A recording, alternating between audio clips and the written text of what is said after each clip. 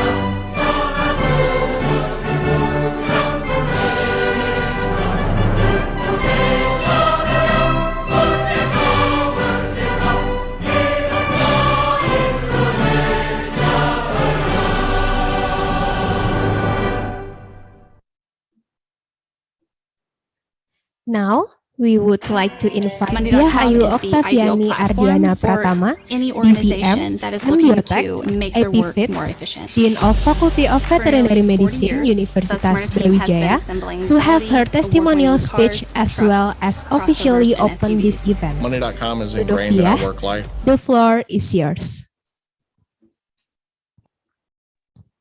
Okay, thank you very much to the Master of Ceremony. Bismillahirrahmanirrahim. Assalamualaikum warahmatullahi wabarakatuh. Very good morning to everyone. The Honorable the Director of Gembira Lokazu, Yogyakarta, represented by Ms. Josephine Vanda as Conservation Manager from Gembira Lokazu, Yogyakarta. Also, all of the Dean of our colleague, Faculty of Veterinary Medicine from various university in overseas, including from Nigeria, from Belgium, from Philippines, from Sri Lanka, from Vietnam, and also from Pakistan, Bangladesh, Malaysia, and also from Thailand. And all of the participants of this virtual International Student Exchange 2023, also all of the VISE team, all of the lecturer, and also all the students and all of the committee of the virtual tour to the Gembira Lokazu as part of the VISE program 2023. First of all, we would like to thank for your willingness and for your time to join and come to our event in this virtual tour to Gembira Lokazu, Yogyakarta. Alhamdulillah, all praises to Allah Subhanahu wa Ta'ala. Thus, in this wonderful day, it can be conducted the virtual tour to Gembira Lokazu, Yogyakarta as one of the series of our events, annual events, Virtual International Student Exchange 2023, held by the Faculty of Veterinary Medicine, Universitas Brawijaya, Indonesia. Also, I would like to give my highest appreciation, and we would like to thank to the management of Gembira Lokazu Yogyakarta, who made a collaboration with us and to allowing us to create this prestigious event. I do hope that this positive collaboration would continue for the further events and in the other kind of activities in the future.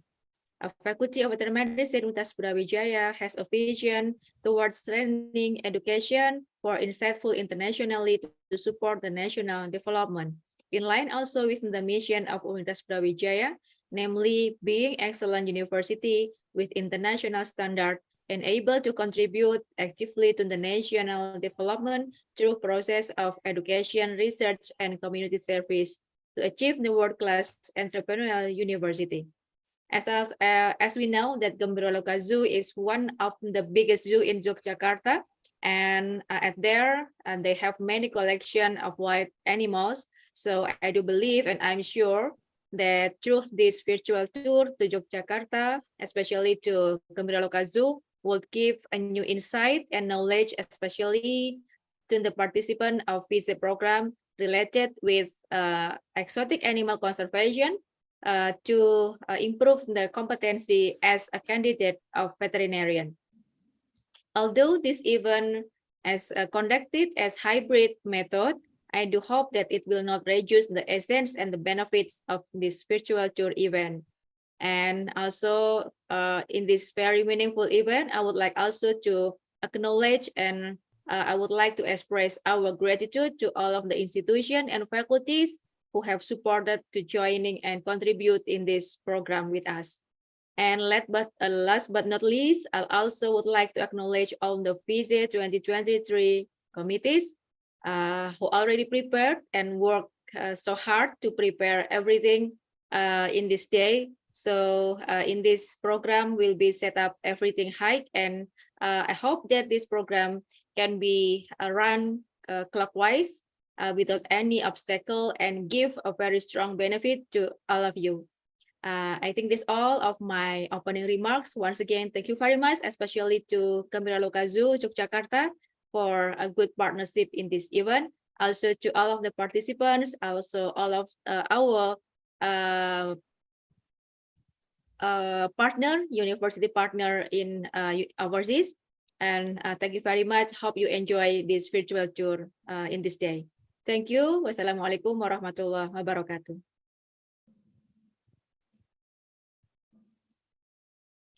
Thank you, Dr. Diah, for obviously opening this event.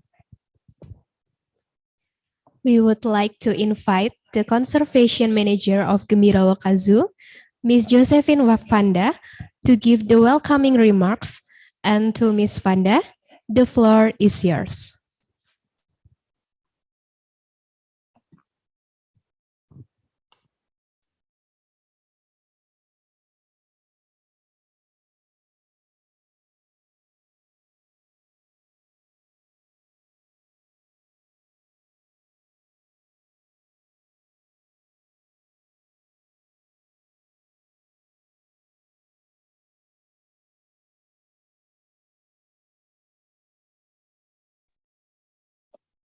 Okay, good morning, everyone. Thank you so much for the opportunity and inviting Gembira Lokazu to this very special event. Good morning, dearest honorable guests and participants, Dean of Universitas Brawijaya, Ibu Dia Ayu, and all the participants from all over the world that I will not be able to give shout out at one by one. We are very pleased to be invited in this event to see many participants from the Virtual International Student Exchange, the VISE 2023, and especially for this year's theme, of wildlife conservation for neglected or non-charismatic species, in which today you're going to see the very special non-charismatic species that we have collaborated with VISE. And we are also honored that we have worked with Universitas Brawijaya before, previously on different conservation wildlife research. And as you all know, much of our work is heavily dependent on the veterinary studies, where you will see later.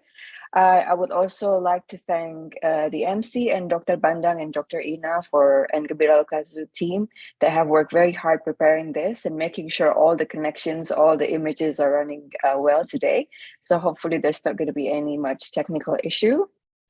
And you will see, and you have probably seen in the previous video, that we are located in Yogyakarta City, Java, Indonesia, with 20 hectares area, including a 4 hectares urban forest. And as one of the most progressive modern zoos in Indonesia, we are committed to strengthen our values, not only for recreation, but also welfare, wildlife education, and research.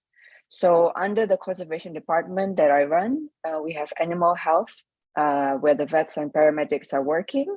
We have nutrition and welfare, as well as the husbandry team, which are the keepers that work day to day with the animal. And the day-to-day interaction that we get also enable us to get data from our animals, such as behavior, mating behavior, pregnancy, or when we do general checks, we also acquire like blood sample, tissue, and other biomaterials, materials that tell us there are plenty of opportunities for ex situ research. You will also see later in the clinic, and most importantly, that we link our work here at the zoo with in situ conservation when possible. This year, we are also proud to be accredited by the KLHK, the Ministry of Forestry, with grade A. But of course, there's so much more continuous improvement to be made. So you will see today a glimpse of different animals, as well as the nutrition building where we prepare our food for the animal, and most importantly, the clinics that you're probably going to be most interested in. And speaking of conservation, I'm also happy that you all take many interest in wildlife conservation, where leadership and experts are very much needed urgently. Especially here, we all know in Southeast Asia being one of the biodiversity hotspots in the world and facing serious issues of rate declining of species. And one of the projects that we do is we partner with WRC and ASAP, especially in our Orlitia project. You will see later, and you will learn how Orlitia is one of the non-sexy, non-charismatic species where conservation efforts is much needed. So you can also see later ASAP. ASAP is the Asian Species Action Partnership. So it's a partnership platform that exists to help species extinction in Southeast Asia. And you will see later how conservation can start small. And with this small, well-known species, there's so much more to be learned in terms of health, genetics, behavior, in terms of animal health as well. So even though you will only see the zoo virtually today at glance, I hope you will learn something or one or two. And hopefully one day you'll get to see the zoo in person. And if you have any question, please do not hesitate to ask. We would be happy to help. I believe later on the question and answers will be held in the meeting chat. And yeah, I hope you enjoyed today's virtual meeting and happy learning. Thank you very much. Thank you to Ms. Vanda for the welcoming remarks. Ladies and gentlemen, before we start this event, I would like to invite all of you to open or turn on your camera because we will be taking pictures together. The screenshot process will take 10 seconds, so please hold on your smiley faces for 10 seconds. Are you ready, Natania? Of course, I'm ready, Aya. And we hope you are too, guys. We will be taking pictures in 3, 2, 1. Keep your smile, everybody, for 10, 9, 8, 7, 6, 5, 4, 3, 2, 1, and thank you, ladies and gentlemen. Okay, Natania. Have you ever been a zoo before? Honestly, I've forgotten whether have been to zoo or not, Aya. But it seems like I have, but it been long time ago. That's right. Don't worry, Natania, because on this occasion, we will have a tour to the zoo virtually. Of course, with Gembira Loka Zoo. Wow, I can't wait the virtual tour. But before we move on the next session, I want to inform all of you that the Q&A session took place during presentation from the Yogyakarta Nature Conservation Foundation and Gembira Recover Zoo. So make sure you ask the question during that session. Okay, right now we will see the site for conservation breeding of Malayan giant turtle is established by Gembira Loka Zoo and Yogyakarta Nature Conservation Foundation. To Miss Tata and Miss Levina, the floor is yours.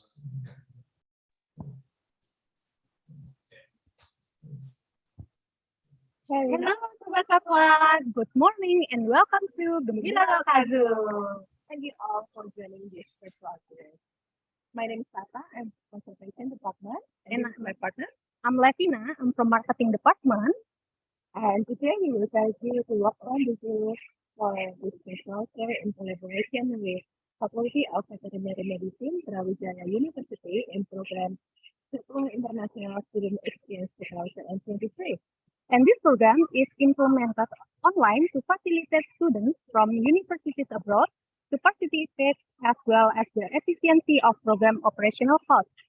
This activity will be partnered with the Association of Asian Veterinary Schools, Southeast Asia Veterinary School Association, and International Veterinary Students Association. Before that, I will give you some explanation about Gembira Loka Zoo. Gembira Loka Zoo is 20 hectares new and botanical garden located in the heart of the city, Jakarta, Java, Indonesia, and has been established since 1943. Gembira Loka Zoo is not only for recreation, but also for exhibit conservation, learning, and also research. Here we have mammals, primates, birds, reptiles, and many more, with total population around 1,200 animals. Here we have clinics with 4 doctors and 2 paramedics, which we will go visit later on.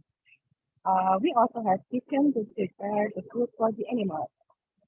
Gembira Loka Zoo also the member of CKDSI or Indonesia Zoo and Aquarium Association, and also the member of VISE. Okay, and there's also facilities such as transportation called taring and catamaran boats that you can enjoy for free. So before starting this activity, we will try the Gembira Loka Zoo chant to keep the spirit up. Okay, if I say hello, Sobat Satwa, you will say awo. Okay, let's try it. Hello, Sobat Satwa. Awo. Okay, that's good. Okay, if you have any questions, please feel free to write down in the chat box below. Okay, now let's go to the petting season. Let's get started.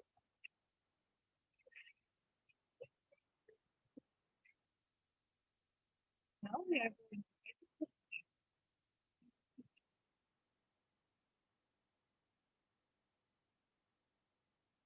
activities such as petting zoo or children of all ages who have thrilling experiences of coming face to face with animals.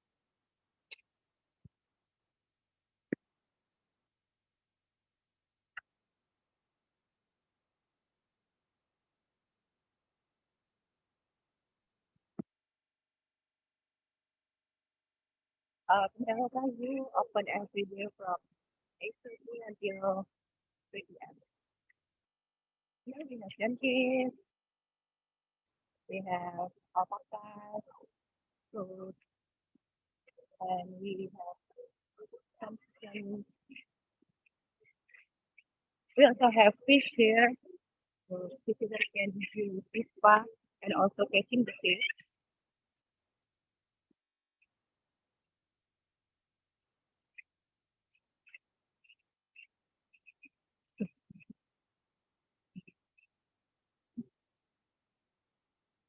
So in Gembira Loka, You can also rent a golf cart for 4 up to 5 persons for about 375,000 rupiah, and you can enjoy a guided tour of Gembira Lokazu.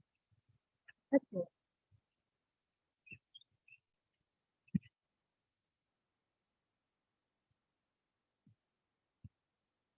Okay.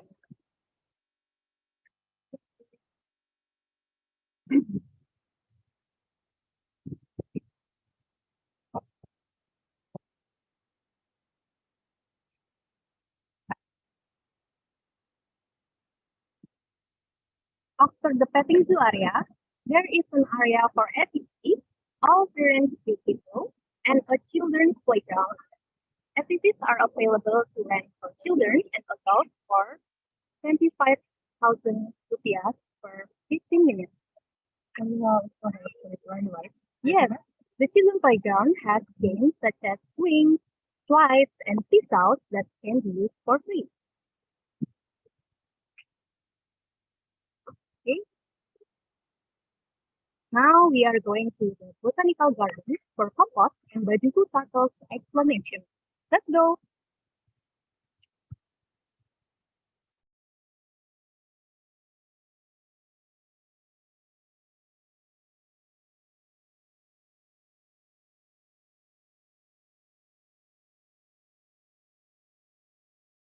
So let's follow me. We're going to the Malayan giant turtle pool.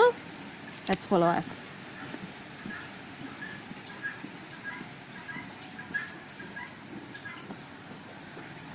So as you can see, this is our breeding pool of the Malayan giant turtle, a very critically endangered turtle species, especially in the freshwater species distributed in the Asian region, especially only in Sumatra and Borneo, Kalimantan. Well, the first thing I would like to tell you is probably the history on why this program is here and exists. So we are from the Wildlife Rescue Jogja, a rescue center located in Jogja, Java Island, has been operated for more than 20 years in the rehabilitation, release, and also rescue of the confiscated species from the wildlife illegal trade. And then in 2003, there was a big confiscation of a group of these species, which is the Malayan giant turtle. So the 19 confiscated individuals were then put in a big pool there in our site in Kulon Progo, Yogyakarta. But it was just in the late 2017 or 2018, this population became endangered by the IUCN status. And then back again afterwards in 2020-ish, we began to realize that their population went down into the critically endangered. And that was the turning point of the whole program. Like, we really want to do something for this species in order to prevent their extinction. So the initial program was to assess what we can do for this species. And it turned out there was a gap on the breeding of this population at its native area, which is in Indonesia. So at that time, we did the initial assessment on how many populations remaining in our site, including assessing their health situation or health condition, and we found out that they apparently were able to breed in our site. So it was accounted that they are 40 individuals in our pool from the initial of 19 individuals. So given that situation, we can conclude that they could breed healthily in our site. So it's a really good hope for us to be able to pitch in on what we can do to prevent this species extinction.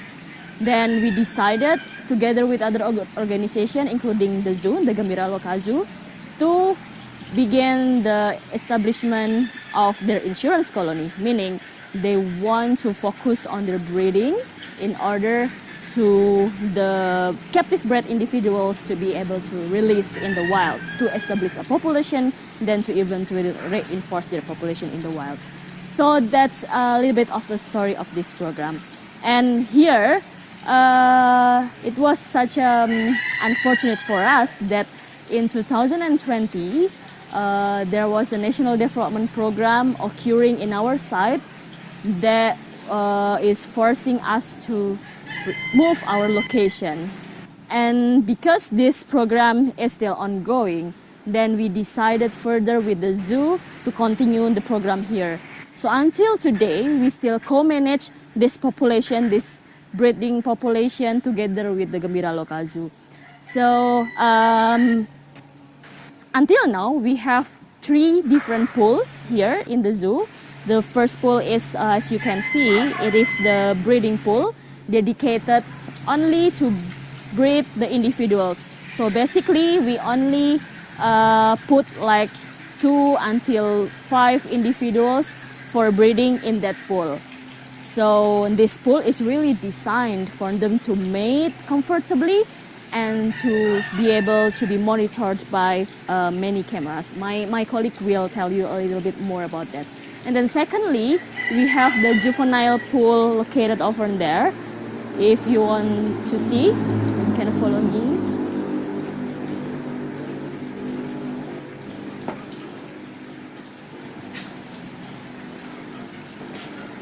So this is it. This is the for 40 individuals that we have and we take care of.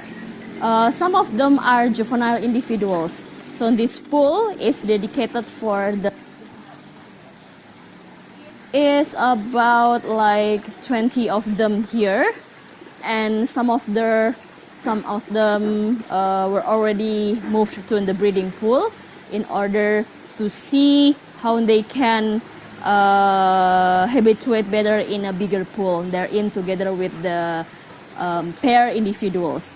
And then the third pool is the adult pool, inhabited by many male individuals, which is located down there at the west part of the zoo, which we will see it later on afterwards, after finishing to discuss about the husbandry of this. So I already explained you a lot about what kind of pools we have, except you haven't seen the third kind of pool. So before showing you more about what we do, like the husbandry management part of it, I will call my friend here. Yeah, he is. Hello, guys. Yeah, his name is Tojiro, but further, you can just introduce yourself in front of. Yeah, so I'm Tojiro. I'm from the Netherlands. I'm the Animal Welfare Coordinator at Wildlife Rescue Center Jogja. Yeah. So I will explain you more about the husbandry stuff at the other cage. Yeah. Sure. Okay? Okay. Let's go. Yeah, so let's go to the next pool, right? Yeah. So back here again, we're in the different place as before, but now as you can see, we are in the third pool, which is the adult pool of the Malayan giant turtle. And as I previously mentioned, that this pool is kind of dominated by the adult individuals, but more dominated by the males rather than the females. So out of 19 individuals, there are only 1 confirmed females, and the remainings are the males. And then my friend TJ, he will give you a little bit explanation on the husbandry part of the whole Malayan giant turtle. Okay, so the husbandry of the Malayan giant turtle start with the feeding. In the wild, they mostly eat fish, plus the fruits that fall down from the trees in the river. So we try to make it same in here, where they eat fruits and vegetables. Plus there is plenty of fish here in the ponds. And we feed them 2 or 3 times a week. Next, we do the behavior. we monitor the behavior, and we use camera traps to do that, plus CCTVs. So when we catch something on the traps, then we can see what we got, plus we can use the CCTV to get a wider picture of what happened. It is very important that we collect this data because there is not much available about the Malayan giant turtle. So every data that we can collect, we can learn from it and use it to take better care of the animals. Also, we test the waters every 2 weeks for the quality. What we use for that are these two simple tests. In just a few minutes, you know the results of the water. And it gives us an indication how good the water is. If it's not good enough, we can always decide to take a sample and send it to the lab to get a more precise result.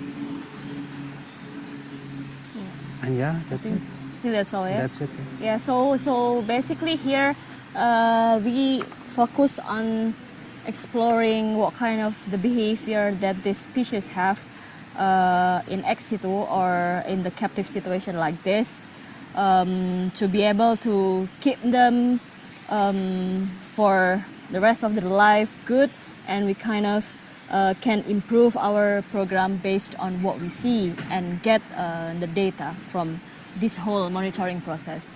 And also we want to show you a little bit more about the result of this program, which is mainly the eggs produced by the the female individuals. So on last June, the female laid about the 9 eggs there, close to the tree over there. And now, since we don't really have literature basic on how we should keep the eggs, so we just treat the eggs like the other turtle's egg. So the case is we divided the eggs for incubating them into 2 methods. Like the first method in natural, which is keep buried on the ground, which we'll see it next after this. And also secondly, we put the 4 eggs at the artificial incubator at the accommodation room over there. So we should go to the place where the eggs laid and buried. Sorry.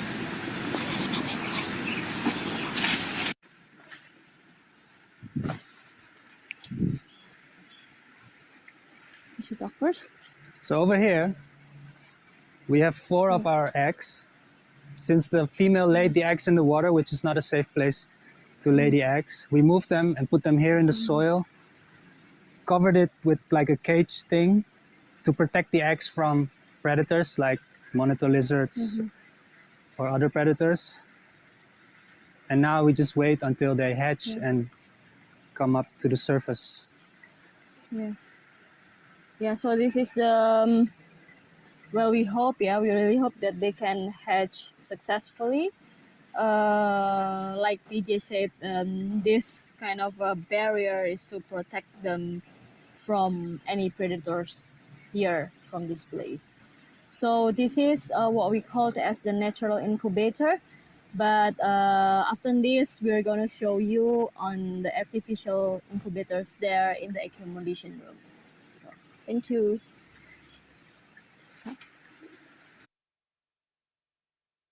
So here is the artificial incubator that I mentioned to you before.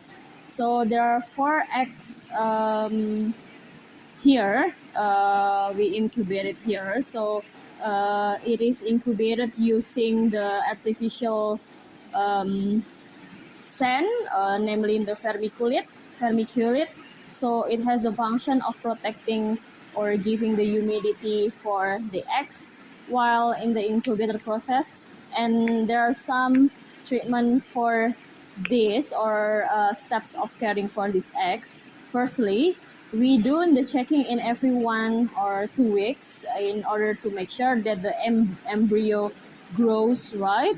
And then the incubation period is still under monitoring. Usually it's about 3 till 4 months, but for this big species could be 120 days of period.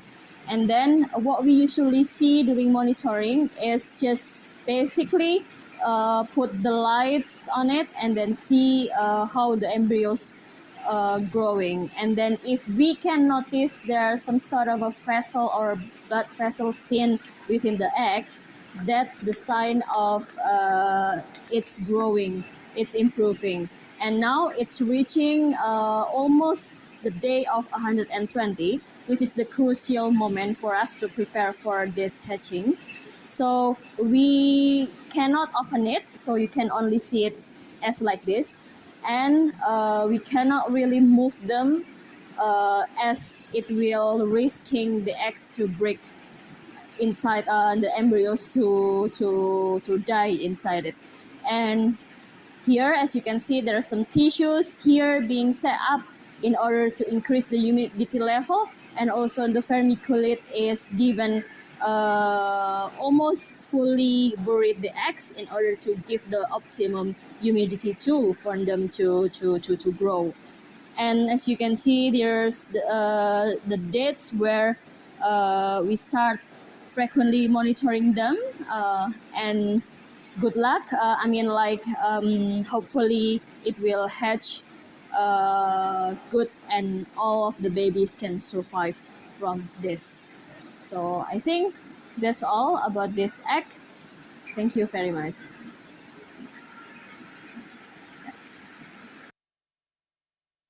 Halo Sobat Satwa, let's follow me. We're going to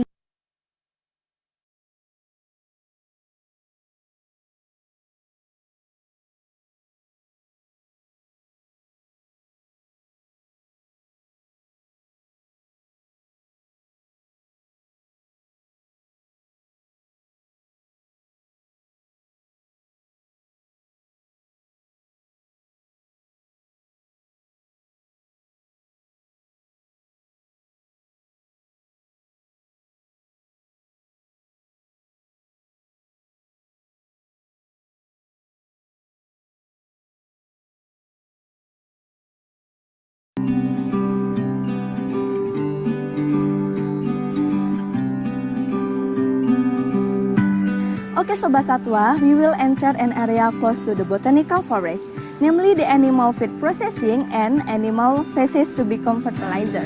The fertilizer in Gembira Loka is unique because it is made from 11 feces, which is in process by drying in open space that is not directly exposed to the sun. They flip for 3 weeks.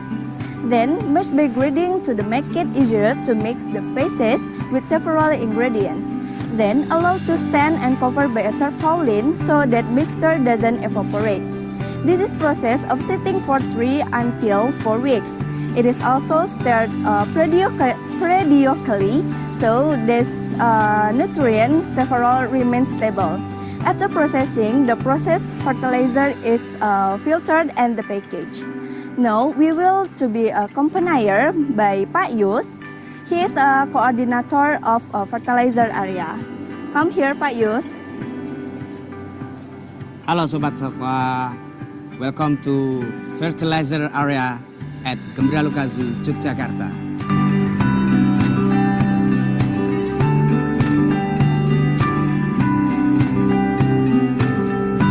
Gembira Loka Zoo produce 100 kilograms of elephant feces per day, but only 150 kilograms that produce to make the fertilizer. The process takes 2 months to obtain the fertilizer. The fertilizer that cannot be used immediately after the processing, but must be allowed to stand it first so that it can be adapted to the plain environment that will be used.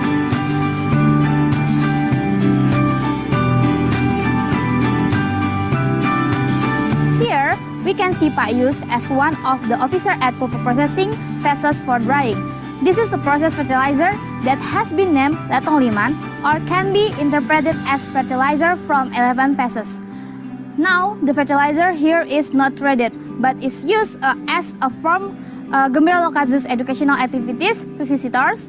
The rest will be given to the one of partners to process it into compost or for internal government parties as educational media. Next, we will go down to the zoo area to see various types of animals in Gembira Lokazu. Let's go!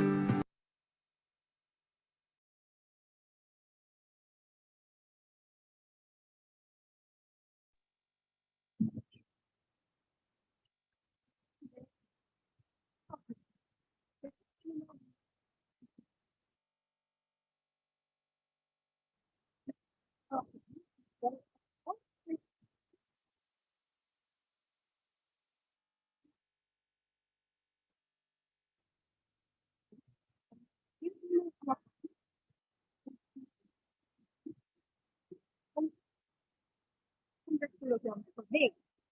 The fish consists of several types of birds as the main fish. Then there are additional fish such as watermelon, melon, cucumber, and many more. Elephant care at Gembira Loka is carried out every day by cleaning their cage, feeding, and bathing them. We also provide around 2-meter deep pool for the elephant to soak in.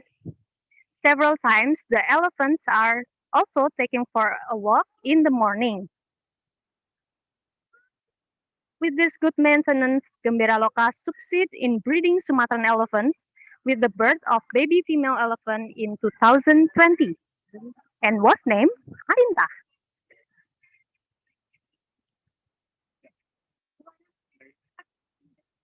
And also we have interaksi gajah. In interaksi gajah, by paying 100,000, you can fit directly to the. Yeah, by paying 100,000 rupiah, you can interact with the elephants by feeding and taking pictures with the elephants, which will be printed and framed using special frame from Gembira Lokazu.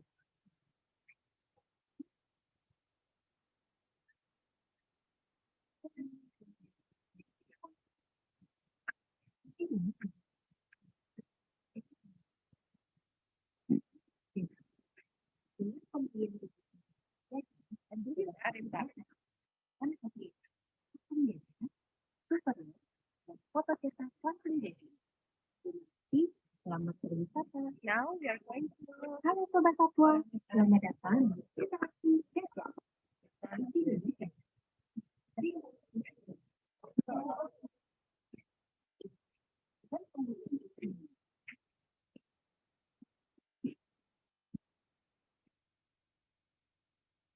So that one is Moni and the young one is Bob. Young orangutans will stay with their mothers or for around 8 years, longer than almost any other animals. During that time, the mother will care for the baby and teach them how to forage for fruits as they get older. Orangutans eat hundreds of different varieties of fruits and act as important seed dispersers in the forest. Male orangutans will eventually grow to be around twice the size of the mothers, making them the largest arboreal and reed-dwelling animals in the world. Next, we are going to the chimpanzee area, but this chimpanzee is a little bit shy, so maybe you cannot see.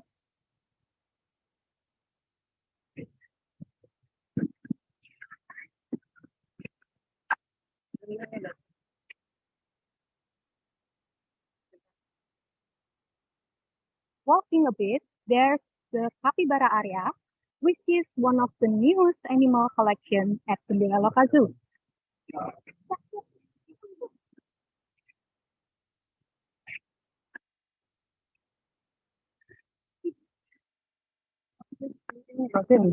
Capybara are social animals that should be kept in groups ranging from neonate to geriatric individuals.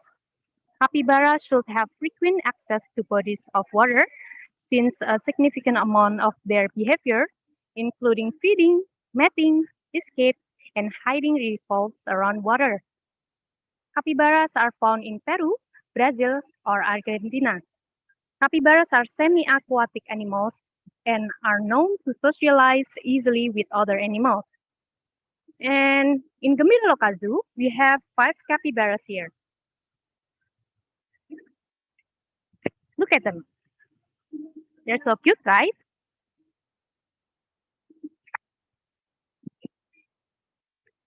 Now, we're going to the reptile zone. Let's go.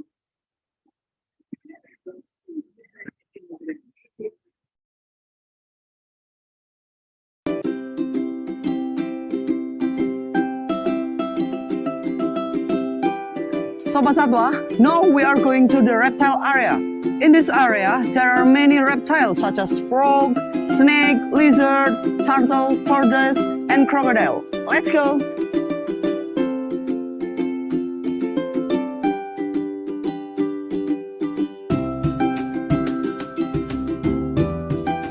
At Gembira Loka Zoo, we make display enclosure according to the species-specific requirement. This SSR is used as rule for making exhibit enclosure according to their natural habitat, hoping the welfare of the animal be maintained. Now, the first one is amphibian, especially frogs. As we know, the frogs and other amphibians live in 2 realms. Some of these frogs are nocturnal and diurnal. One of the most unique type of frog is pseudo-bufo because it's the one of the biggest frogs in Indonesia. Frog maintenance at Gembira Loka Zoo includes cage cleaning, which is done every other day. We also do weeing in the certain period. There are forest lizards in this area, including tegu, tree monitors, Argus monitor, and savanna monitors.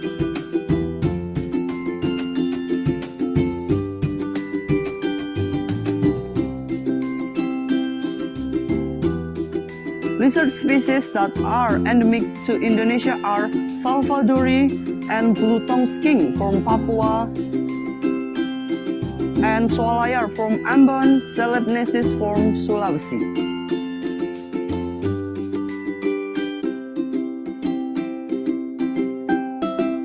Lizard maintenance is almost same as frog, such as cleaning the cage every 2 days.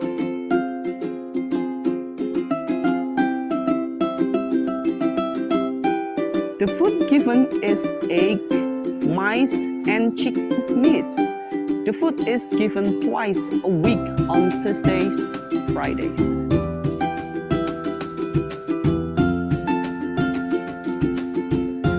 There are fairy snakes in Gembira Loka Zoo. There are non-venomous snakes such as python, boa, and colubrid, and venomous snakes such as Albolabris, insularis, and cobra. The most unique snake is reticulated python. The reticulated python is the one of the longest animal in the world.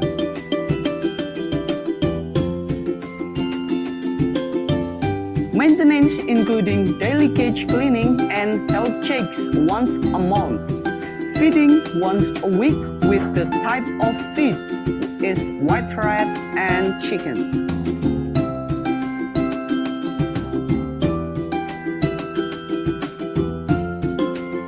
Now we are going to the turtles area.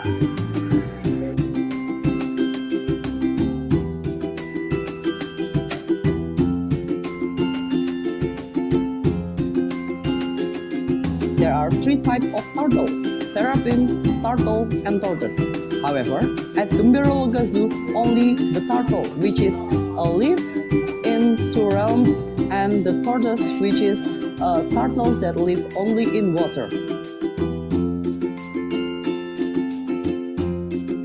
There are also Indonesian endemic species including bajuku, keliger, ambon, and long-necked turtle.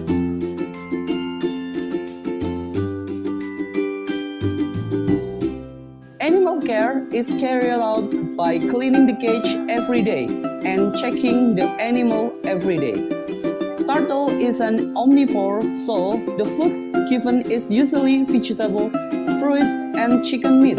Meanwhile, tortoises are herbivore and are usually feed vegetable and fruit.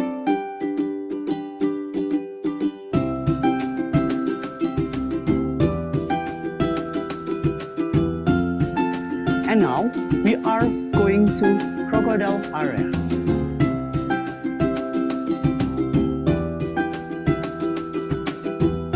There are three types of crocodile at Gembiraloka Zoo, namely Sinulong crocodile, saltwater crocodile, and Iranian crocodile.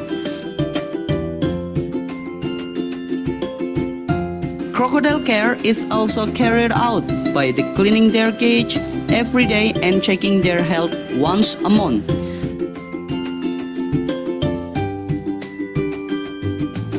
Feeding the crocodiles once a week with chicken meat. Sobat Satwa, from the outside of this glass, we can see turtle and snake of various types.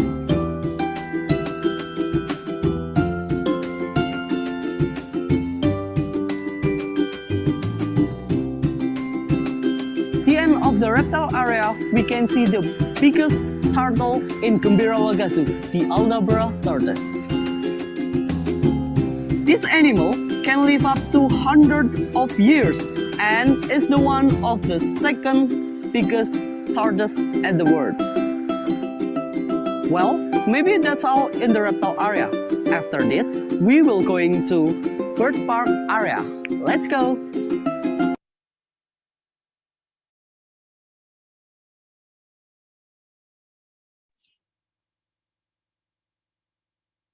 Hello, Sobat Satwa, welcome back.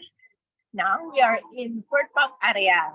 In this section, will be explained by Nadia, Melva, and Indah. Come in. Hello, Sobat Satwa. Welcome to the bird park. My name is Nadia.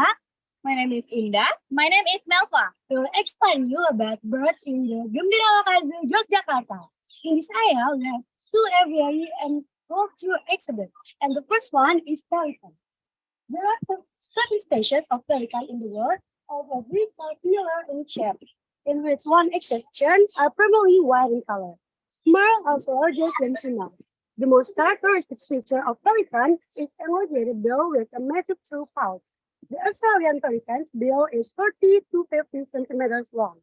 Pelican is widespread of freshwater, Australian and marine wetlands and waterways, including lakes, swamps, rivers, coastal, island, and shores. And those found pelican in Control Australia, Papua New Guinea, Western Indonesia. Mainly, pelicans eat fish, but they are opportunistic feeders and eat a variety of aquatic animals, including crustaceans, tadpoles, and turtles. Let's continue our journey to reptile area.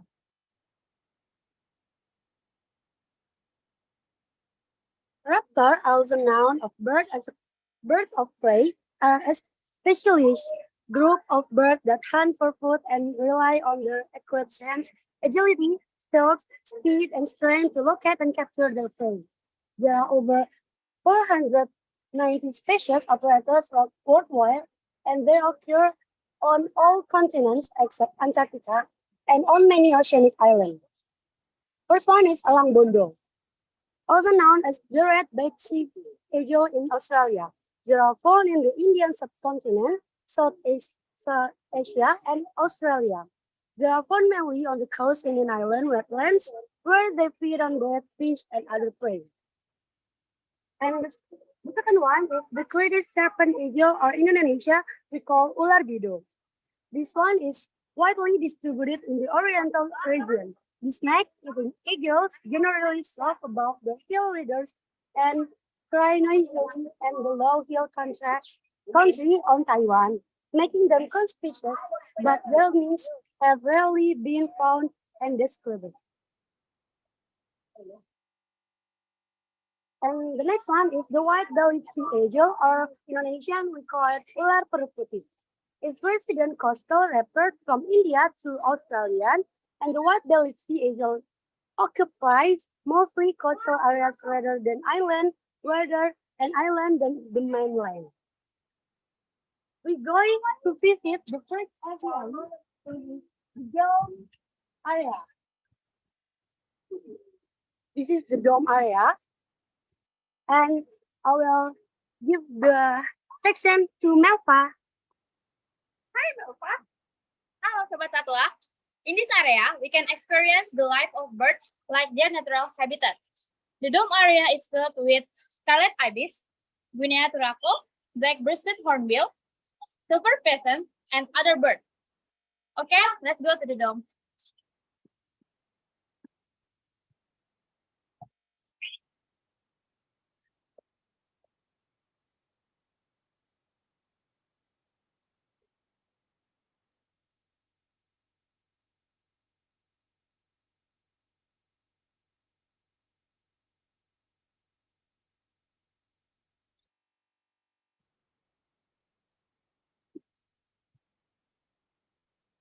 Okay, the first one is braided hornbill or dulang mas. In Indonesia, braided hornbill occurs in Kalimantan, Sumatra, Java, and Bali. The species lives in lowland forests and hills up to 2,000 meters above sea level. The male has yellow face and throat patch, while the female has a red patch of skin around the eye and a blue throat patch. This bird is frugivore and feeds mainly on large fruits, which is swallowed while leaving the seed intact. This feeding behavior plays an important ecological role for the long-distance seed dispersal in forest ecosystems.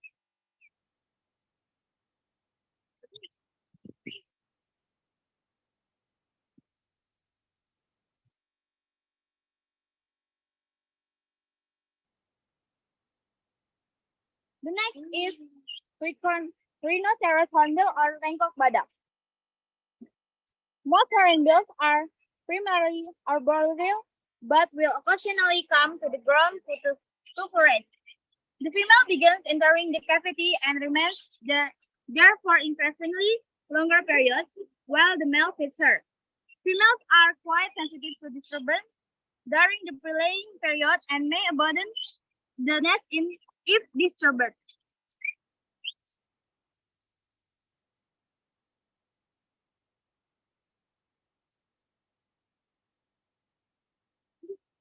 And the last is Bali Mina. Bali Mina is endemic to Bali Island, specifically to Bali Barat National Park or BDNP, since 2005. Bali Mina has also included in Appendix of Convention on International Trade in Endangered Species of Wild Fauna and Flora. The main foods of Bali Mina are fruits, insects, and nectar flowers. Okay, next we are going to see Lori Apiary.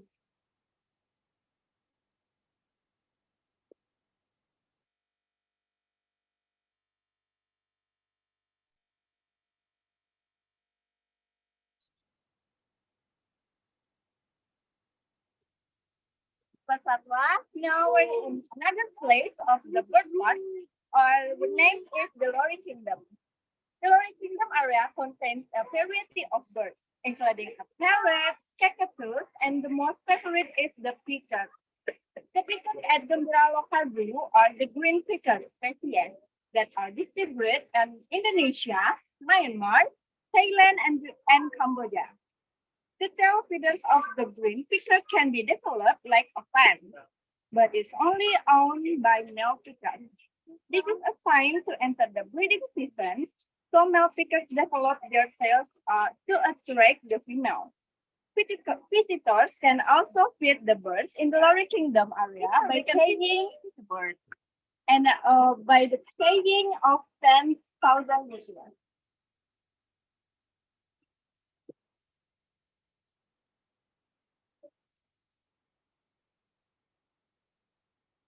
Will enter the Lori Kingdom area. Loris, also called lorises, are a standout group among a parrot. They are among the most colorful parrot species. The bird's lifespan in captivity is reported to be 26 until 32 years. Main threats to the bird in the wild are habitat degradation. It's a longing for the exploration to plant palms or the other monocultures, and trapping for the pet rat. There are a lot of parrots in this area, such as a black cap lorry, red lorry, blue neck lorry, and there is a medium-sized parrot, or 31 centimeters, which was found on the Tenibar Island.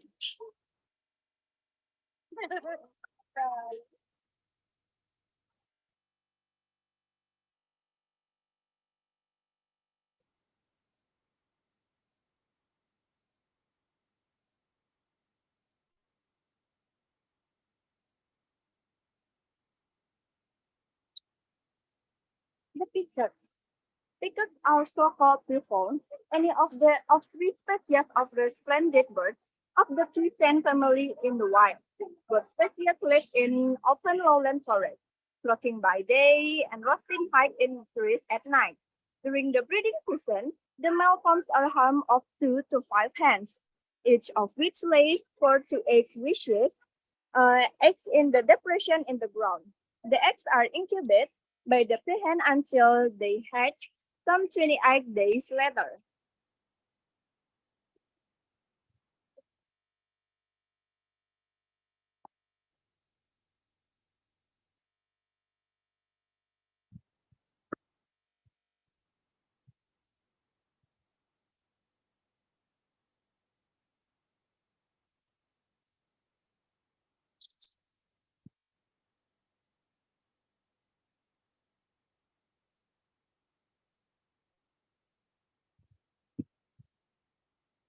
After entering the Glory Kingdom, we can see several types of birds, such as the bird of paradise, which is also one of Indonesia's endemic. Then there are a type of cockatoo, such as the African grey cockatoo, red cockatoo, and Bayan parrot. This is the Cendrawasih.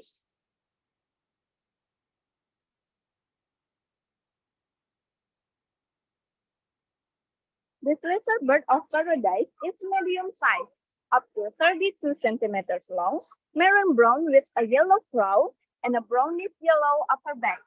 They are endemic of Indonesia, especially Papua Island of Papua New Guinea and nearby islands. And a few species can be found in Australia.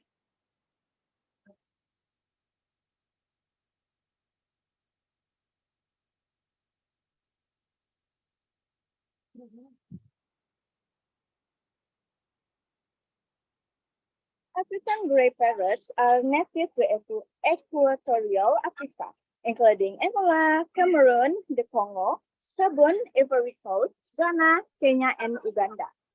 These birds prefer dense forests, but can also be found at forest edge, mangrove forests, and in more open vegetation types, such as Adelery and savanna forest. African grey parrots are herbivore, and most of their diet consists of reed, nuts, and seeds.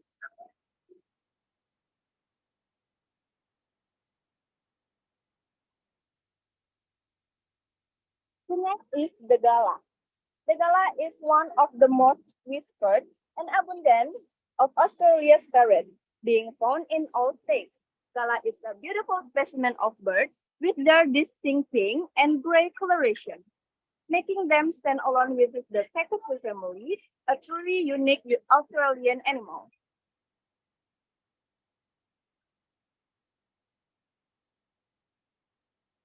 In this section, we can see black swan.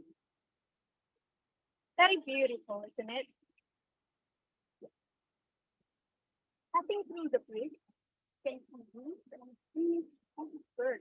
There's also a hood area to take picture with the bird for free. Black swan lives in lakes, rivers, and swampland, which can be fresh, salt, or brackish water.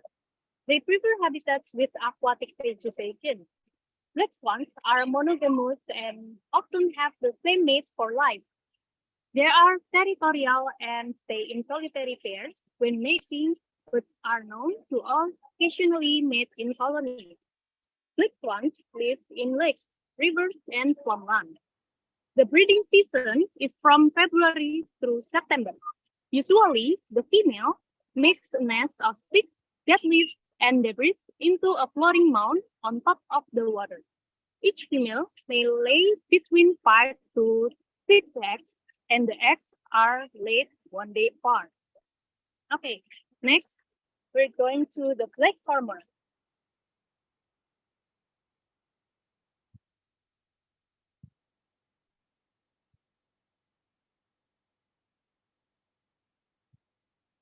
This is the bridge that we can passing through.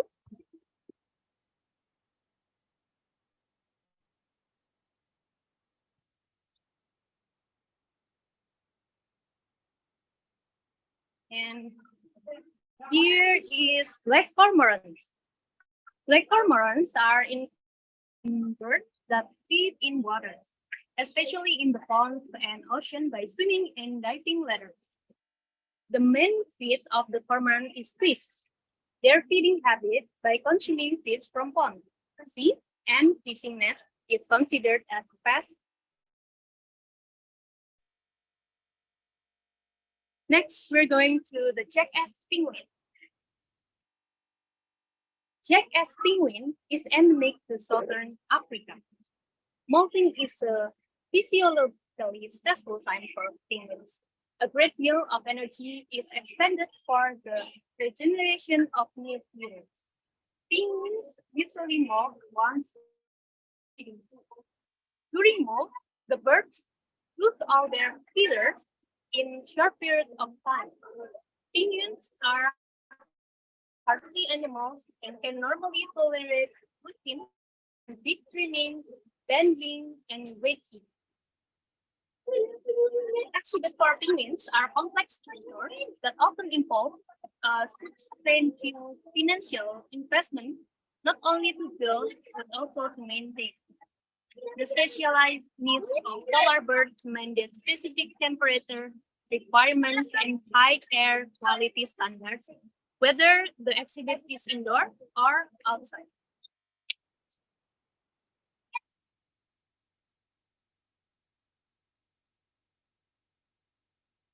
Next, we are going to the sketch zone. Let's go.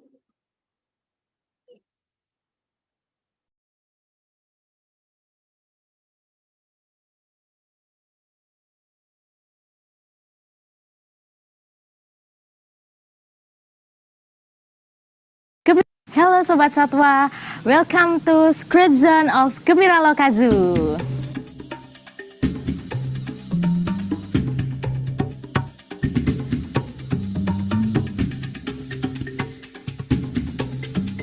Hello Sobat Satwa, now we are in Skate Zone. In Skate Zone we have two zones. In Zone 1 we have lions, sunbears, mangrove cat, serval, and clouded leopard. And in second zone, we have Sumatran tigers, we have Japan leopard, and otters. And now I will show you some animal in zone 1. Come on!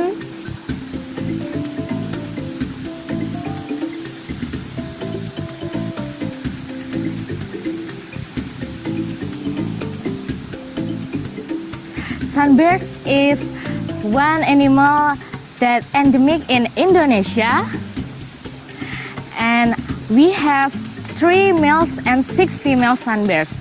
Our exhibit are made as natural as possible so that animals can express their natural behavior, and such as climbing, sharpening their nails, and others.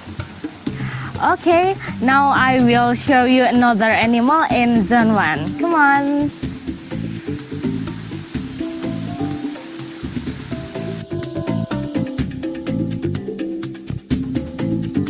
Okay, now we are in front of fishing cat exhibit.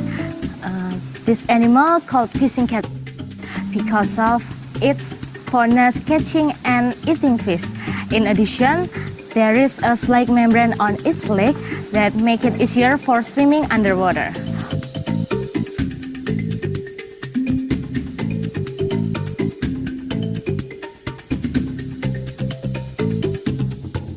Okay, now I will show another animal. Let's go.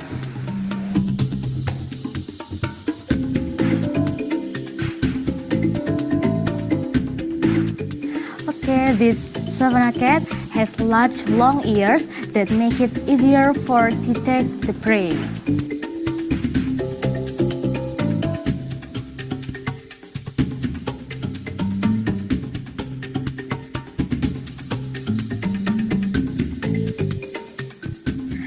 Next, there is clouded leopard, called clouded leopard because it has cloud-like patterns, and it is also included as one of the animals that are vulnerable to extinction.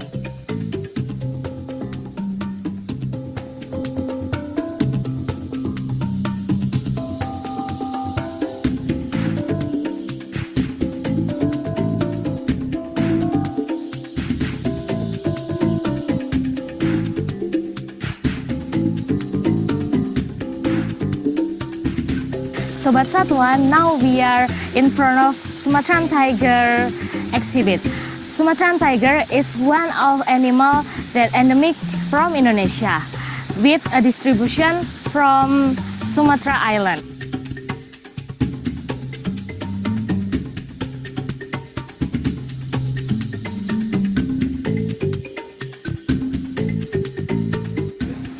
Currently, this Sumatran tiger population has declined from year to year, and now this animal is designed as an animal with critical conservation status.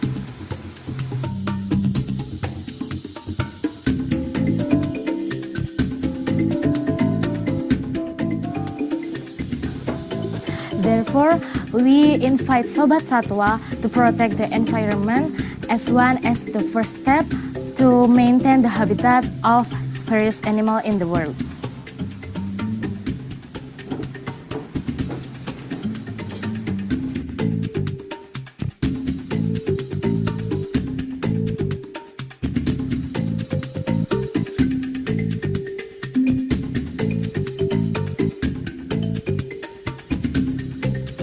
Next, there is a leopard, which is one of the big cats that have great climbing skills. And Gembira Loka Zoo have 2 female leopard, 2 males, and 1 cub. And now there is 1 pregnant female leopard.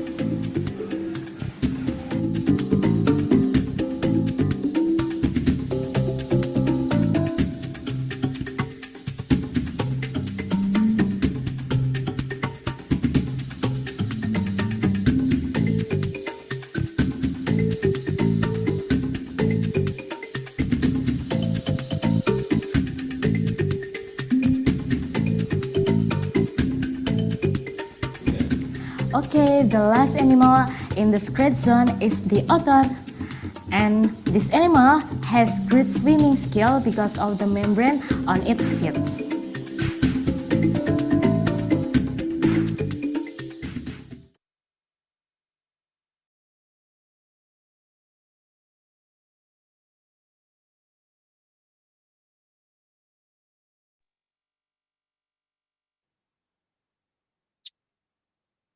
Hi everyone, welcome to Gembira Loka Animal Hospital.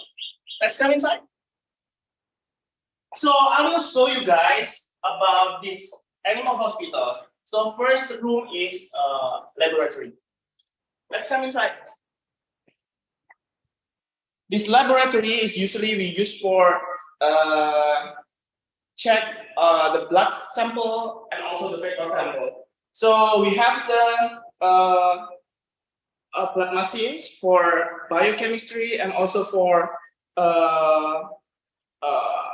blood sample, and also the that one is also for the blood chemistry. So this mostly used for mammals, and this one is mostly used for reptile and avian.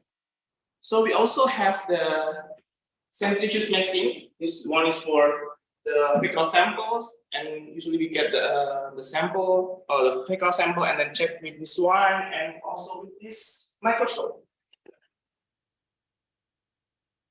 If we need the advanced check, usually send the samples to the proper clinic or the bigger laboratory. Let's move to the another place. Okay, this one is a drugstore or the apotheke. This is the drug that usually we use for treatment the animals. We divide it into 3 groups. This one is the injection drugs, the oral drugs, and also the topical drugs. And this one is for the tools and also for the equipment for the to support our treatment to the animals. It's quite complete. And the last one is the surgical room. This room is for our perform the surgical things that you need to do the surgical. This one we have the anesthesia gas machine, also the X-ray. That's the portable X-ray, so we can bring the X-ray to the animal exhibit or animal accommodation if the animals cannot be carried here. And this one also the ultrasound machine. So actually this room is not too big, but the biggest animals that we performed the surgery here was the Sumatran tiger. Okay. For the X-ray, we also have the stationary X-ray that if we need to do the X-ray, the bigger animal, that's the X-ray room. Okay. This one is the staff room for the vet and also for the paramedic. Okay, that's all our mini hospital. Oh, look, we have the patient, Bert. This Bert is, she has the wound in a leg. So the vet will be checked and then we'll treat the Bert. Okay, thank you. Hi, welcome to the Central Kitchen of Gembira Lokazu. In this kitchen, we prepare food for around 1,200 animals. Do you want to know what we do every day? Come on, join me.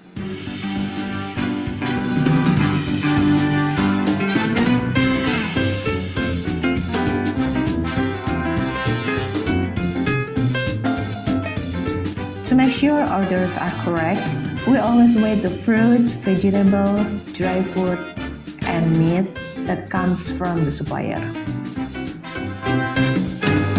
We also have quality control standard book as a guideline to determine the feed that can be accepted from the supplier.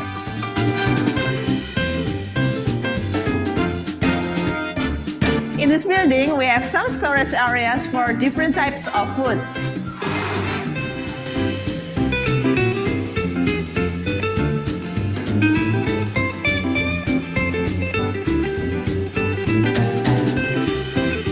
In this area, we have fish, cricket, day-old chicks, and also mice.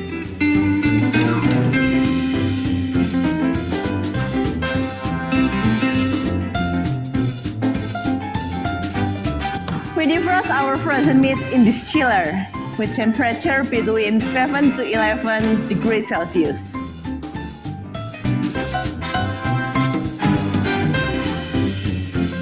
We always wash our fruits and vegetables so our animal will not eat pesticides and other dangerous substances.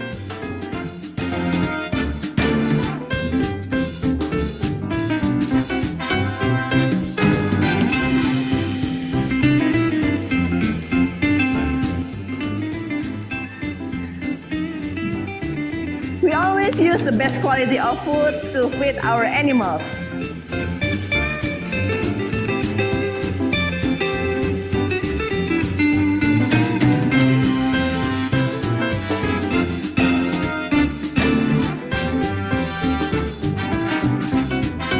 Each animal has a different diet. It based on age, sex, mother and its offspring, pregnant animals, and old animals. The animal diet is created by the nutrition staff and the vet.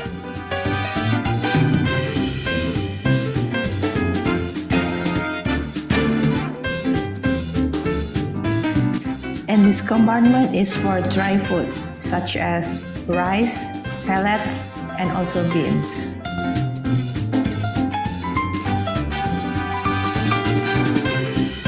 We have two ways of serving the grass.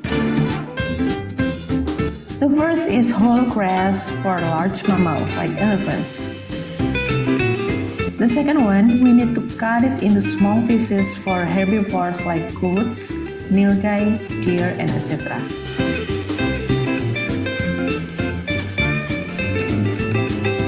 We also try to do zero waste program, where we process our waste into a liquid fertilizer.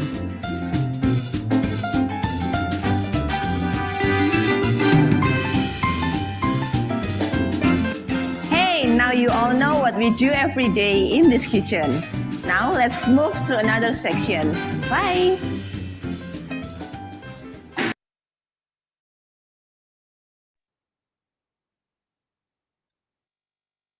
Sobat Satwa, at Gembira Loka, there is also a pre-med zone. In this zone, you can see various types of apes and monkeys. For example, yaki monkeys, siamang, langurs, gibbons, marmoset, and many more.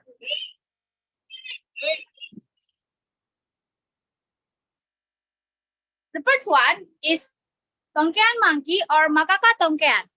Tongkean monkeys are a type of monkey that can be found only in central Sulawesi and Tongland Island. These animals are ready to breed at the age of 3 until 5 years, which is indicated by the female following the male with special call. Tongkean monkeys are red ape-like in appearance, and males are slightly larger than females.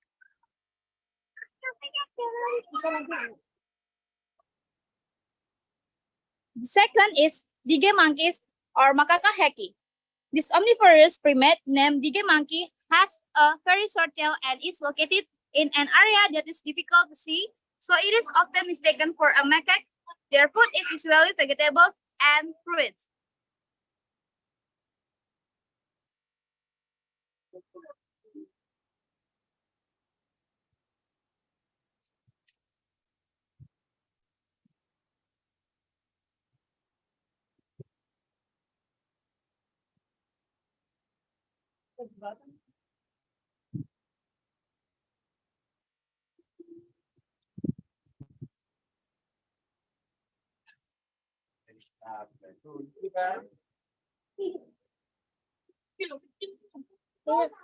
Okay. The third is squirrel monkey. The squirrel monkey is found in the tropical forest habits of South America. They are very agile, being able to jump between trees easily. They urinate on their squirrel monkey are extremely clever and inquisitive. For example, they can easily figure out how to open the doors. Because of this, they need lots of stimulation in captivity. Squirrel monkeys are omnivorous. They eat all sorts of plant life, insects, fruit, and vegetables. They need a fair diet to stay healthy and access to plenty of fresh water every day. Vegetables can also be cooked to make them tastier.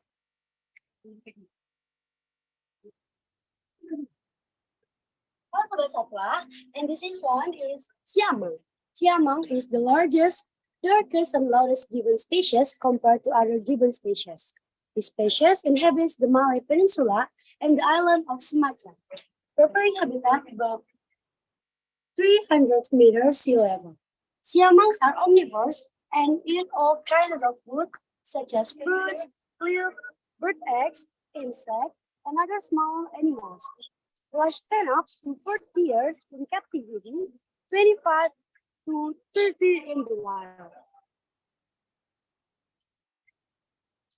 Next one, we are going to common marmosets.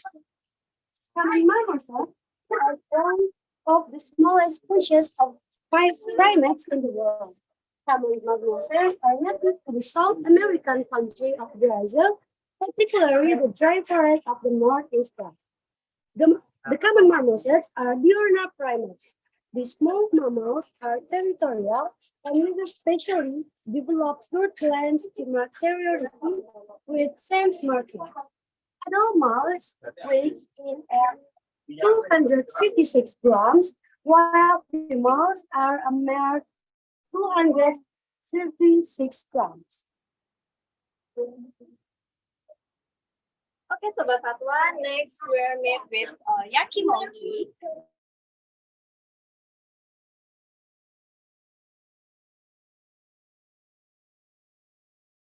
Yaki monkeys are one of Indonesia's endemic animals, originating from Sulawesi, and are characterized by having jet-like body fur. They also have hair on the top of the head that forms an upward-facing crown.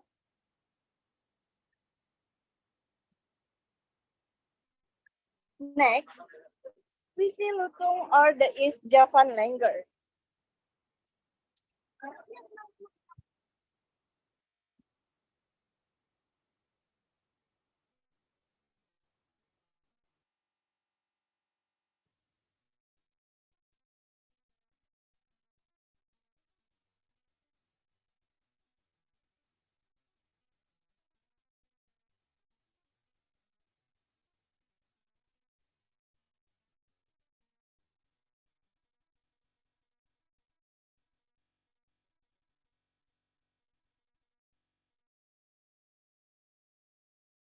The East Javan langur monkey is a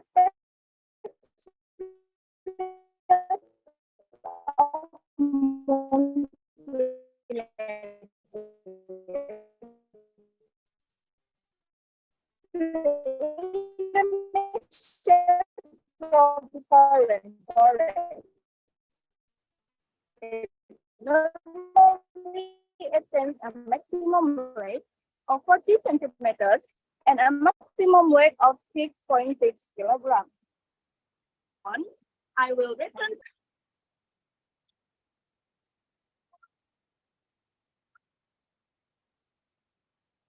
Well, this brings us to the end of our virtual tour. We hope you enjoy and learn something new in here. And we would like to thank you for all your participation and thank you around the Zoom and share some stories with you. Hope one day you will visit us and have a great day. See you. Thank you. Bye.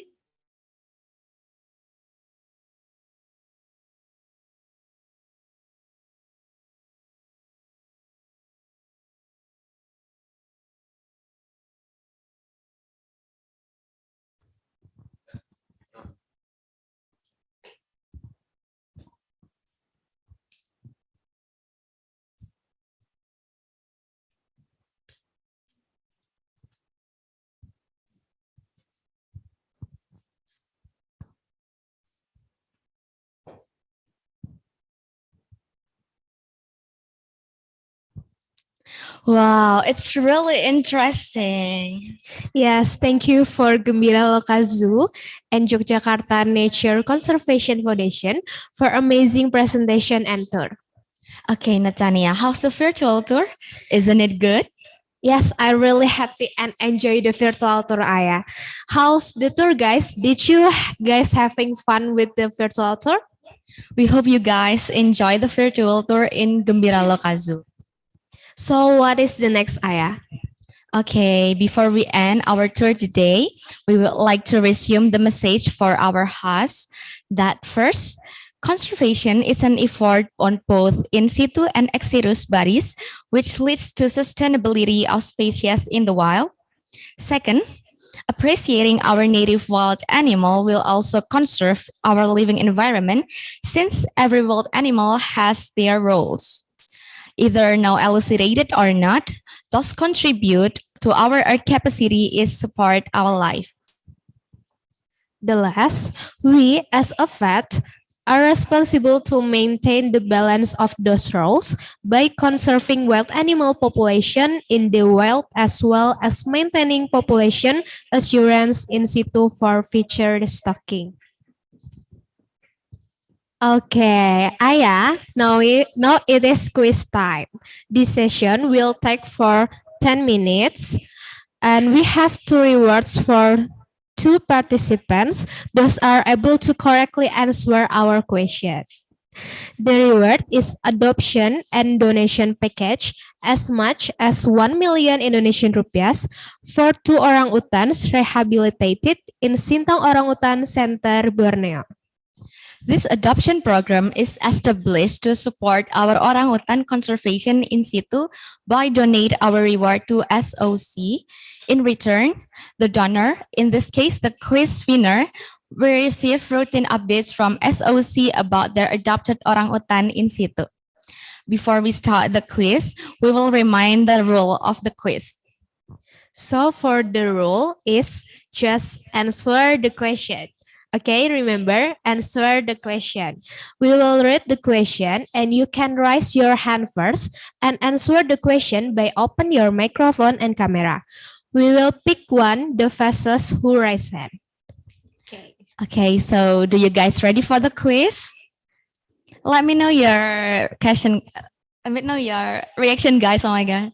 You can give the reaction as much as you can at the chat column or just send us the reaction, guys. Okay.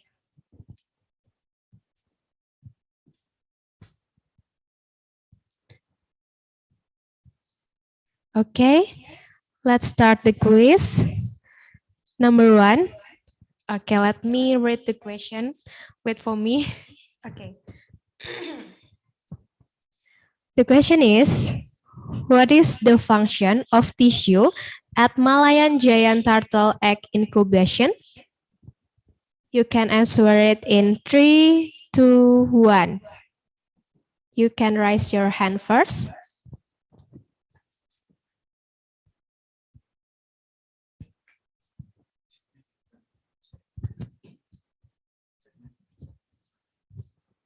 Oh, okay. For Andini Reza, you can answer.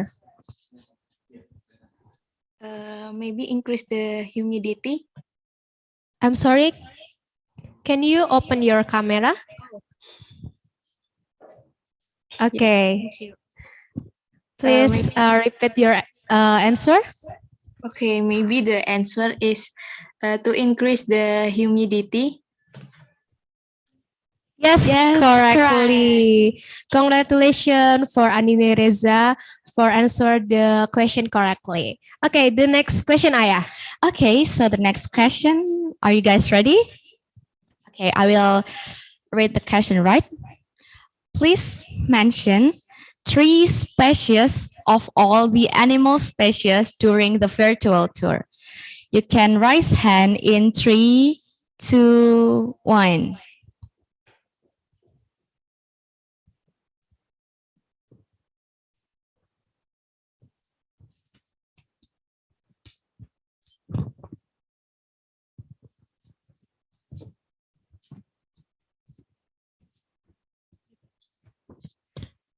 Okay, so I will repeat the question.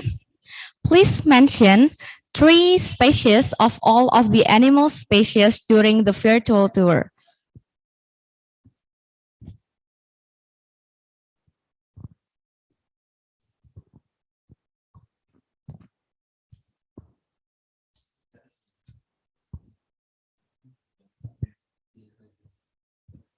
Or we change the question, Aya? Okay. You can change the question. The question from you, number 1. Okay. At the first of the virtual Zoo session, Miss Tata and Miss Lavina says Sobat Satwa as of the greeting. So, what is the answer of that Sobat Swata? The unique greetings. So, what is the answer of Sobat Satwa? Halo Sobat Satwa. And what is the answer? You can raise your hand in 3, 2, 1.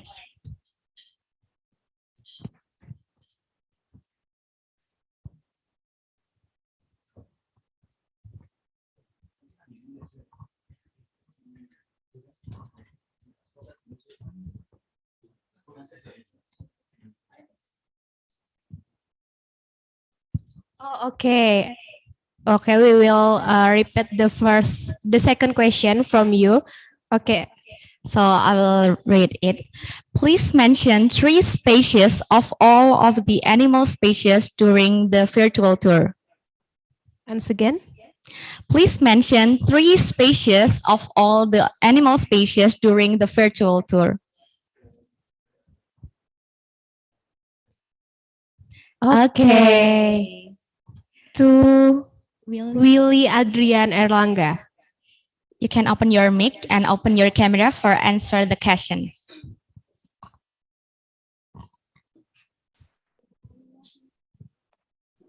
Yes, the animal of Gembira Lokazu is macan tutul, marmoset, and sinyulong. Correct. Congratulations to Willy for successfully answering correctly. Okay, right now we have photo session with the winners. So to Andini and Willy, can you open your camera? And we will take a picture with you guys. Okay. Okay. 3, 2, 1. Oh, wait. Bentar.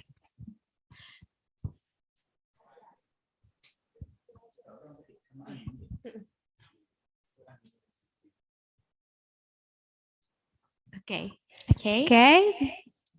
3, 2, 1. Once again. 3, 2, 1. Okay. Thank you. Congratulations once again to Andini and Willy. And the prize will you receive a prize from the committee which can be claimed at the end of the event by text the number in the chat column. Okay. Wah. How do you feel right now, Ayah? I'm really good. I'm really excited for this event. Oh my gosh. Yeah, I hope you guys too, yeah. Okay. Natania, do you have any international competition? Because I want to join some competition. Oh yeah, of course I know, Aya. There is FAIN or Veterinary International Scientific Competition. It is an international competition for photography, essay, and paper that held by the Ministry of Veterinary Science, Student Executive Board of the Faculty of Veterinary Medicine, Universitas Brawijaya. Wow, that's so interesting. May I know what's the theme of the FAIN? Okay, that's great. Sure, the theme is optimizing One Health with technology and scientific development.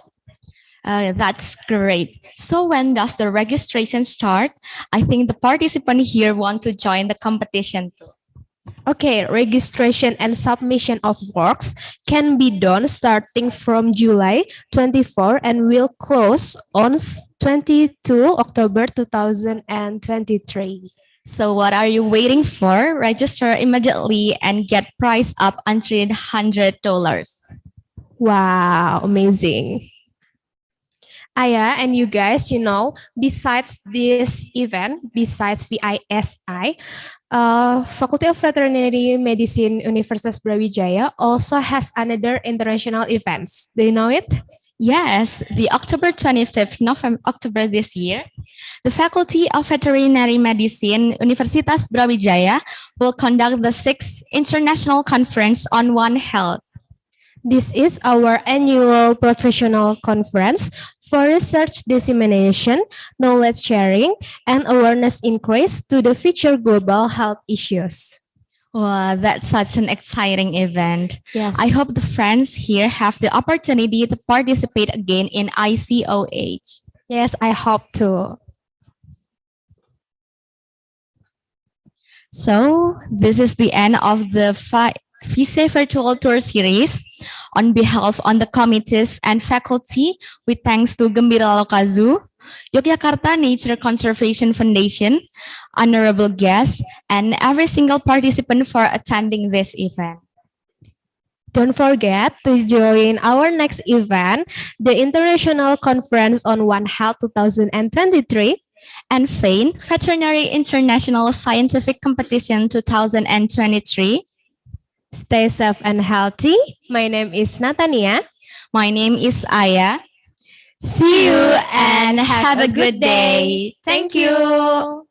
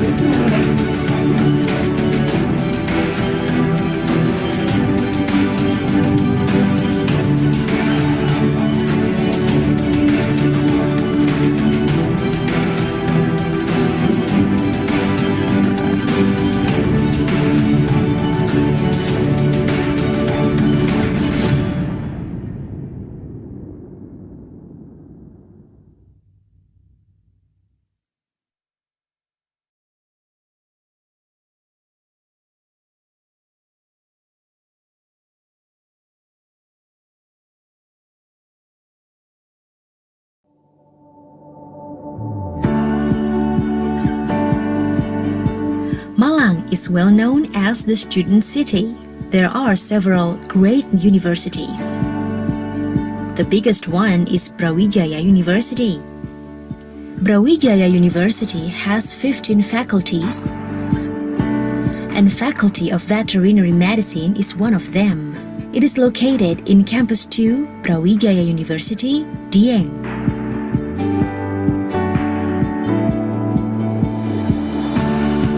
The Veterinary Medicine School of Universitas Brawijaya was established in 2008, whereby it is one of the 6 veterinary medicine institutions in Indonesia under the official recognition from Department of Education of Indonesia.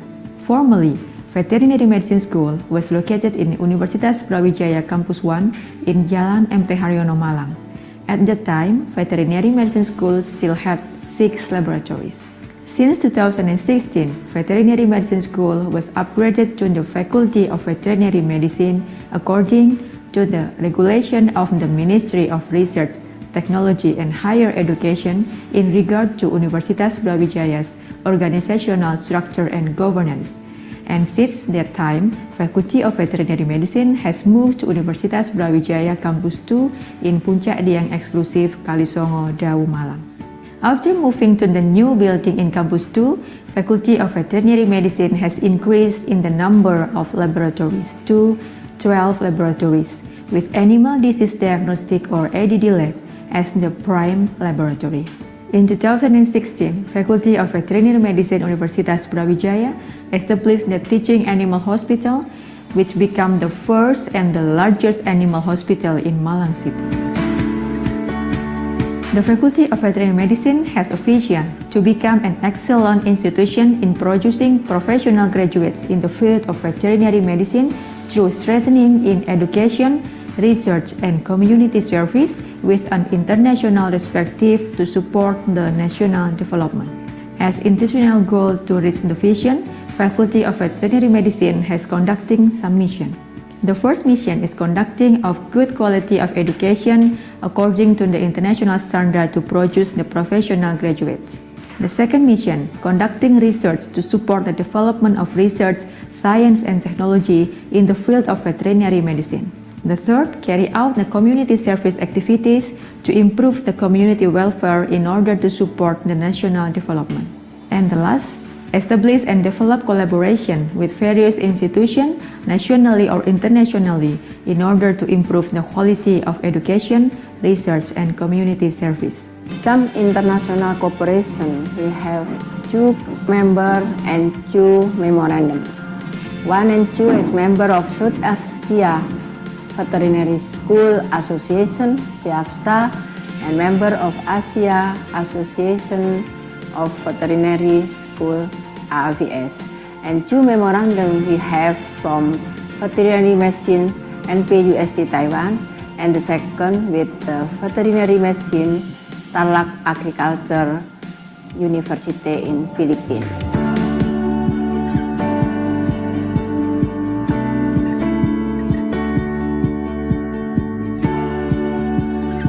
Study program in Faculty of Veterinary Medicine consists of 2 degree programs. First, 4-year bachelor program as undergraduate degree of veterinary medicine. Second is veterinarian profession education, Doctor of Veterinary Medicine. The curriculum of undergraduate degree of veterinary medicine consists of 144 credits within each semester, 4 years, including lecture and practical works either in campus or outside of campus. While the curriculum of veterinarian profession education as internship consists of 38 credits to get the authority of Doctor of Veterinary Medicine. Learning process is conducted in competence-based curriculum through problem-based learning, PBL, strategy in order to reach graduated competency based on veterinary medicine of KKN standard and national competency standard regarding the speedy response against emerging diseases, especially those involving public health. Some strategies that were done in Faculty of Veterinary Medicine to reach the student competencies and to meet the national and international competitiveness are visiting professor, 3-in-1 program, joint supervision, student exchange, international seminar, and conducting collaboration with national and international institutions.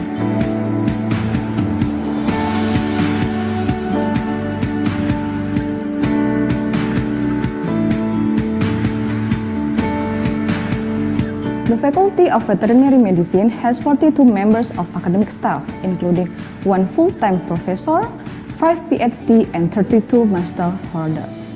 The total constructed area of the faculty is about 10,024 square meters, including 1 main teaching building and an animal teaching hospital in Campus 2 and an animal teaching clinic in the main campus.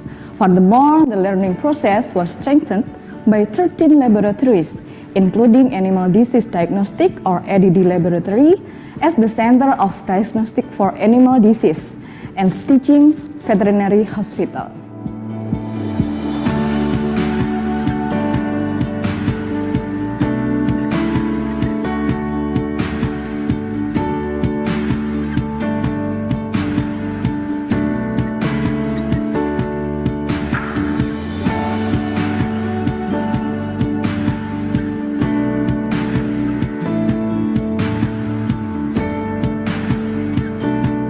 Student activities in Faculty of Veterinary Medicine was done under student organizations that consist of autonomous and semi-autonomous organizations. The autonomous institutions are DPM and BEM. DPM has legislation, advocation, and supervision function, while function of BEM is to provide advocation, regeneration, development of talent and interest, and community service. The semi-autonomous institutions are Ikatan Minat Profesi Veteriner or IMPROVE, and Campus Dakwah Institution or ANAHO. IMPROVE is divided into 4 branches, namely Kelompok Studi Perunggasan or CASPER, Kelompok Pecinta Pet Animal or PETA, Kelompok Eksotik, Akuatik, dan Satwa Liar or Kelawar, and Kelompok Ternak Besar or Kertas. Our students have actively participated in some student exchange program held by the faculty in collaboration with other universities in overseas or held by International Veterinary Student Association or IVSA. Some of achievements that have been achieved by our students are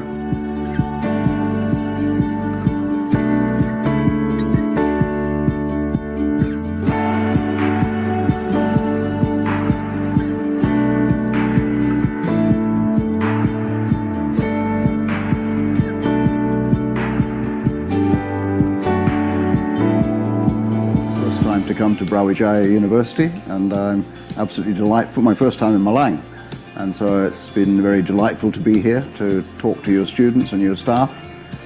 Very, very impressed with the standard of the students and the faculty, and the resources. You're a very young university, only 8 years old, but what I've seen so far has been highly impressive. So the collaboration also between the School of Veterinary Medicine and the Faculty of Medicine, I think is first rate. The Dean of the Faculty of Veterinary Medicine has very strong research connections with the Faculty of Medicine, and that is a great One Health collaboration. As our Faculty of Veterinary Medicine, Brawijaya University, being one of the world-class research university in Indonesia, we have 2 different programs. The top program in our faculty is, the first one is the International Exchange Program. So we active to send our students in foreign country, like in Philippines, in Taiwan, in other countries. Not only we send our students to foreign countries, university, but the students from some of university from abroad, they come also to our faculty.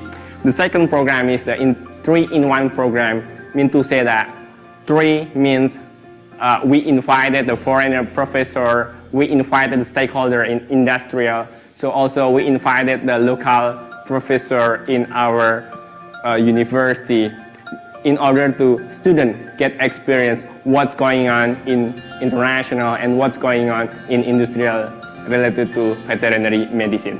In this faculty, the lecturers and the students work together to improve the quality of education. The lecture materials include theoretical base to practical learning.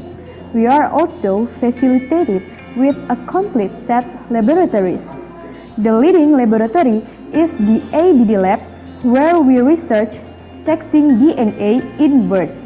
We are also supported by the faculty to participate in national to international competitions.